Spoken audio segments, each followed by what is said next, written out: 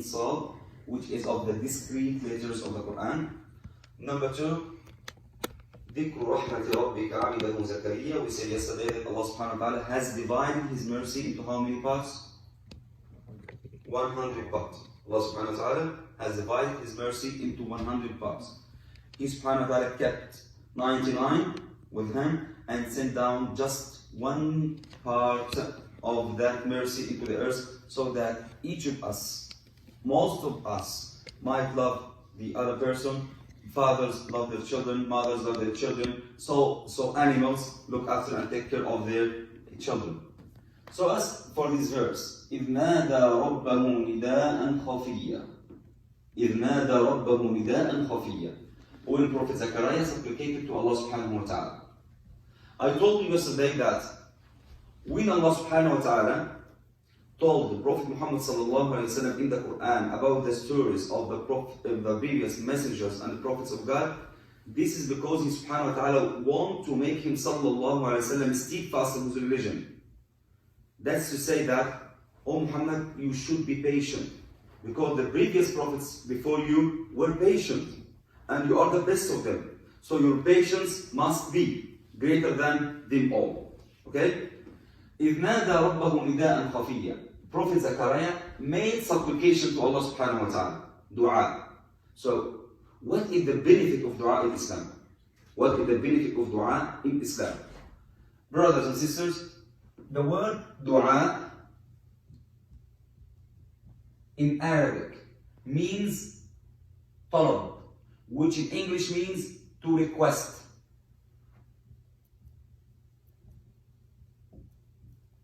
Ask for.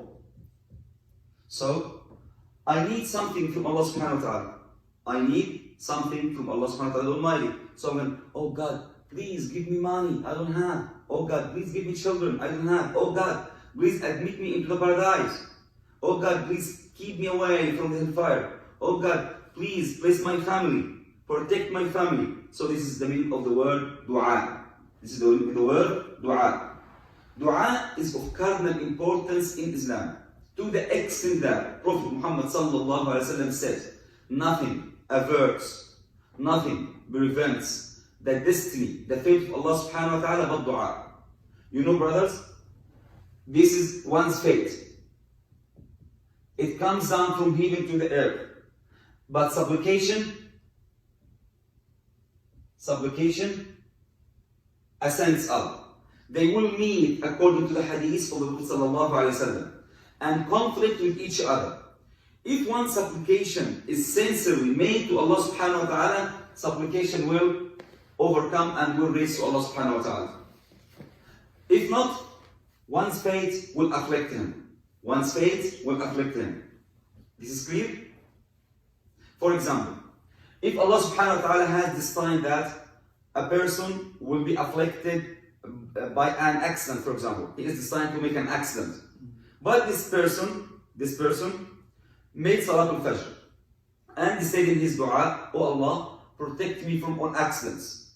So the fate is that the accident is to afflict him, but his dua is for Allah subhanahu wa ta'ala is to protect him. So fate will come down, supplication will ascend to Allah subhanahu wa ta'ala. They will meet with each other. Which of them is stronger than the other? That's it. This is the hadith of the Prophet sallallahu alaihi wasallam.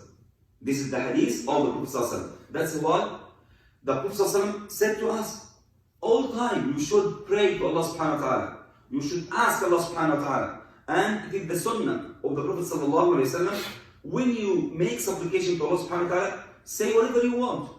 The companions, and please keep that point from me, the companions of the Prophet sallallahu alaihi wasallam used to ask Allah subhanahu wa ta'ala to provide them even with the food of their animals in prayer.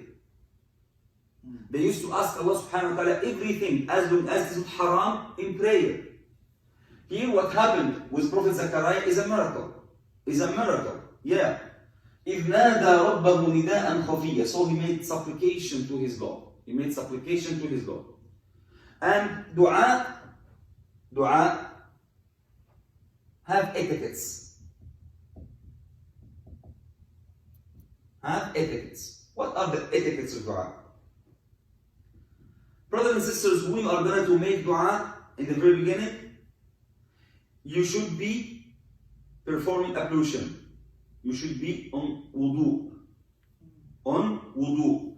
Because dua is ibadah, is an act of worship. Dua is an act of worship. Yesterday, when we say, what is the meaning of prayer? Dua.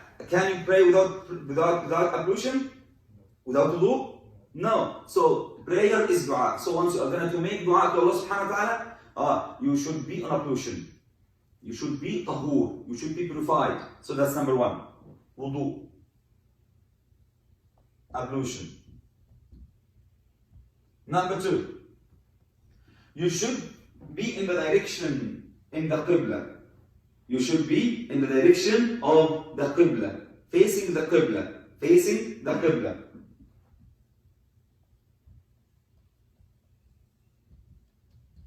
And this is if you're able to do so. If you are in a mosque, if you are at home and you are able to do so, you should face the Qibla.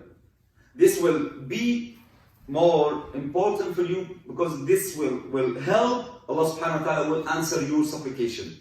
But if you are in your car, so make supplication. There is nothing hard in it.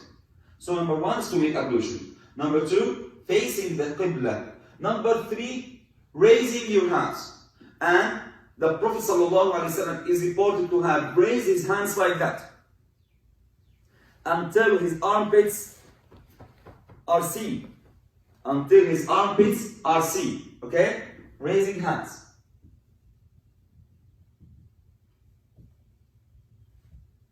Once again, not like that, Imam, like that. And also, keep that please. And also, don't make like that. Some brothers and sisters may say, no, it's like that. Your armpits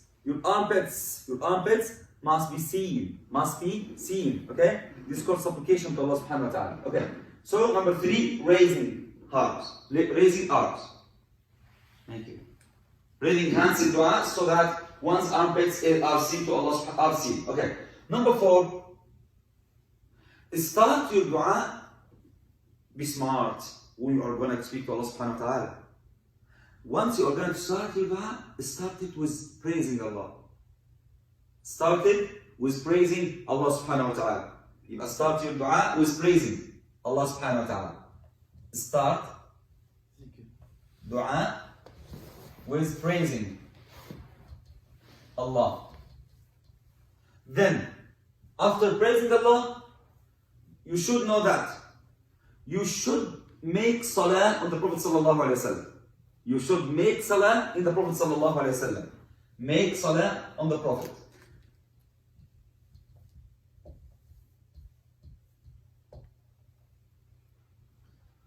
After making salah on the Prophet, ask Allah subhanahu wa ta'ala with his most beautiful names.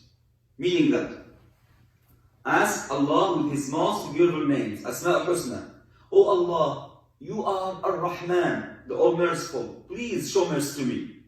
Oh Allah, you are At-Tawwab, the one who frequently accepts repentance of his slave. So accept my repentance. Oh Allah, Anta al-Ghani, you are the All-Rich. Please enrich me. Oh Allah, and this way.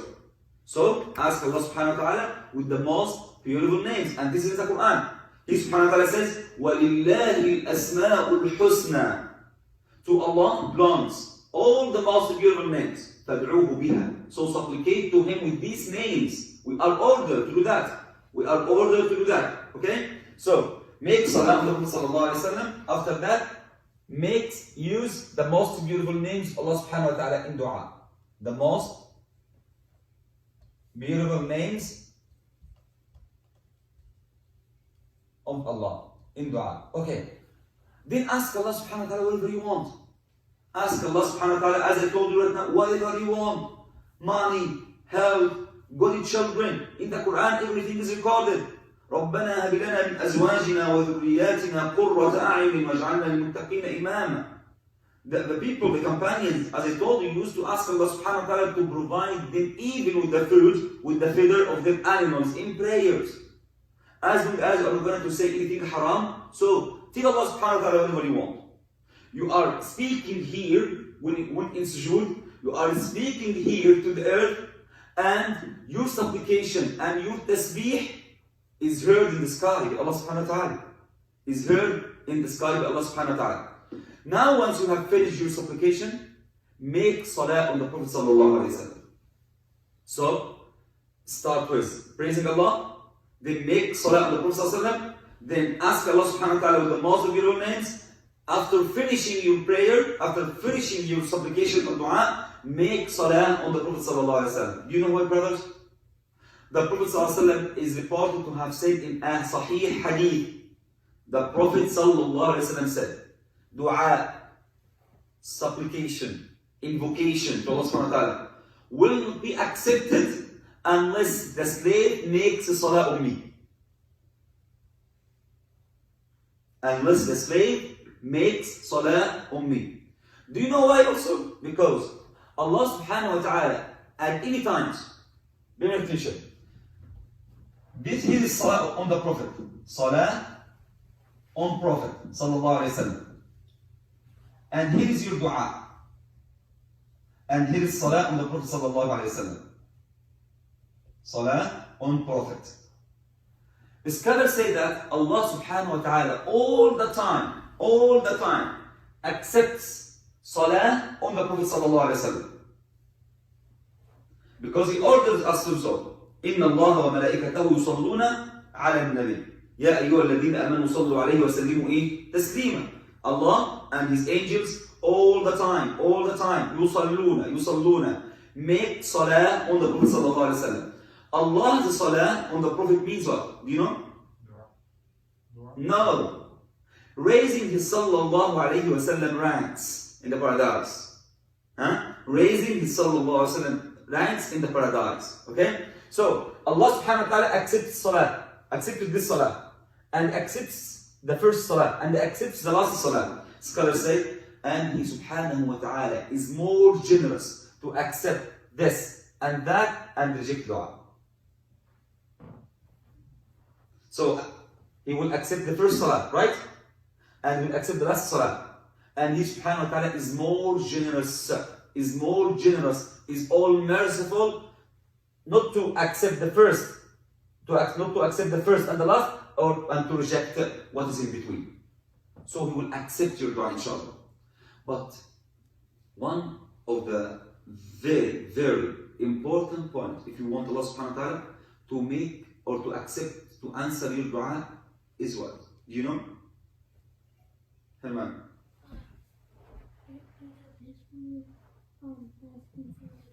Yeah, great. But not that point. Excellent. But not that point, the point I mean. Yeah. It's making ibadah that will please Him. Ibadah that will please Him. And then we Musa, I think you're the one who's going to say it. I don't think so. So, Brother Sufyan, I think you're the one who's going to say it. Durood Sharif, like Salah to Prophet. No, not. I will say that one actually, not that one. Adam. But if they none of them did say, I don't know if I can forget. What was the It question is the question is that if you even made all of this and you missed the most important condition ever, Allah will not accept your dua. What is that condition? Your food, your drink, and your clothes must be from halal. Must be from halal. When Sa'd ibn Abi Waqqas, the great companions of the Prophet ﷺ, asked him, O Messenger of God, please ask Allah the Almighty to answer my call, answer my supplication whenever I made supplication to Him. He ﷺ said to him, O Sa'd, make lawful food, and Allah will accept your supplication. أطب مطعمك تكن مجابة الدعوة. And in another hadith, Rasulullah mentions and tells us about a man whose food is from unlawful resources, and whose drink is from unlawful resources, and whose clothes are from unlawful resources. And then he supplicates to Allah, oh Allah, accept me, oh Allah, do so to me. The Prophet said, how could for Allah to accept his supplication? Allah will never ever accept his supplication. Yeah, because his body has been grown from unlawful resources. And he has been wearing unlawful clothes because they are from unlawful sources. So, if you want Allah subhanahu wa ta'ala to accept your dua, you should be keen on getting money from lawful sources. Okay, this is for supplication. إِذْ نَادَى رَبَّهُ نِدَاءً خَفِيًّا. Oh, this is the last point. Why do you think that Prophet Zechariah made the supplication to Allah subhanahu wa ta'ala in secret, not publicly? Because that's the discussion between him and his Lord. No. In secret. Because in secret, Allah will, it's like you are, in secret you are more, it's like more confident between you and the Allah. No. Musa. Allah will accept your dua, and it's when you secret. No. Brother Sufyan. I think he was too old to ask for what he was asking. Excellent. The next verse, Zechariah was too old, was so old, and to the extent that he thought that he will never ever give birth to children, and so was his wife. So he feared that if people hear this supplication, they will mock at him, they will laugh at him. Oh, Zechariah, now you are about, for example, 150, and you wanted to give birth to children?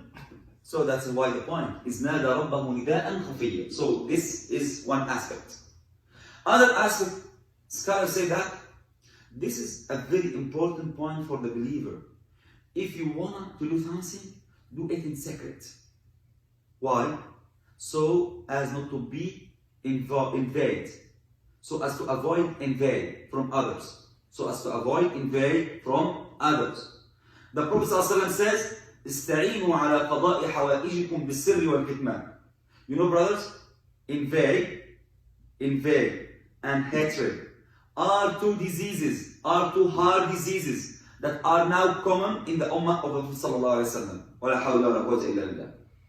And the Prophet sallallahu alaihi wasallam said that in an authentic hadith. He said to the companions, the diseases of the previous nations have come to you. What are these diseases, O Messenger of Allah? He said, invade and hatred. Invade and hatred. So, once you want to do something, once you are going to make a project, once you are going to buy a house, you have money and you want to buy a car, don't tell anybody until you do whatever you want. Why? So as to avoid invade. So as to avoid invade. The Prophet says, استعينوا على قضاء حوائجكم بالسر والكتمان. Whenever you are going to do something, or you are going to establish a project, to do anything you want, do it in secret. Don't tell anybody until you actually do it. So this is another aspect or another explanation for the saying of Allah, إِذْ نَادَى رَبَّهُ نِدَاءً خَفِيًّا. So the first aspect is that because that Zechariah was afraid people would mock at him because he was too old to ask Allah subhanahu wa ta'ala to give him children. Number two, in order to avoid invade and hatred and malice of people. So this is the interpretation of Saint Allah, إِذْ نَادَى رَبَّهُ نِدَاءً خَفِيًّا, verse number 3 of Surah Maryam. Any question? Yes, brother. For those in Mecca, when they dua, they hold the Kaaba like this. So what do you think about those? They hold the Kaaba? Yeah, they put their hands in the Kaaba. This was the customs of the Arabs before Islam. They used to hang to the walls of the Kaaba, thinking that or believing that this will make Allah subhanahu wa ta'ala accept, more likely to make Allah subhanahu wa ta'ala accept their dua. Some scholars say that when one sees the Kaaba, Allah subhanahu wa ta'ala will accept his dua. But there is no hadith on the Prophet sallallahu alaihi wasallam on that point. Okay? Yes. Inshallah, next lectures or next lesson we're going to highlight the times during which Allah subhanahu wa ta'ala is more likely to accept our dua. Yeah. Any other question? Yes. Being sacredly asking, doing dua is like a sunnah too. Like sunnah for Zakaria alayhi salam. Like it's a sunnah too. Like if you pray and ask, do the dua even sacredly. Yeah. So it's like a sunnah too for us. Sunnah? Yeah. Sunnah is a dua of Zakaria? Yes. Yeah, for us it's a sunnah. Yeah, it's a sunnah, yeah. Asking like in your heart, not loudly. So it can be. Yeah, I got your point. You mean that if you raise your hands like that, this will tell people that you are making supplication to Allah subhanahu wa ta'ala, for example? Yes, in your heart, but not loudly. Now, when you are going to do that, you are going to not to say you are going to say loudly. You are going to say loudly. Say in secret also. Say in secret also. But this tells Allah subhanahu wa ta'ala that you are in a dire need to Him subhanahu wa ta'ala. Oh Allah, you are the one who is fully able to give me what I want, not anybody else. Yes. But should you move your lips? Or Yeah. No. You should move your lips.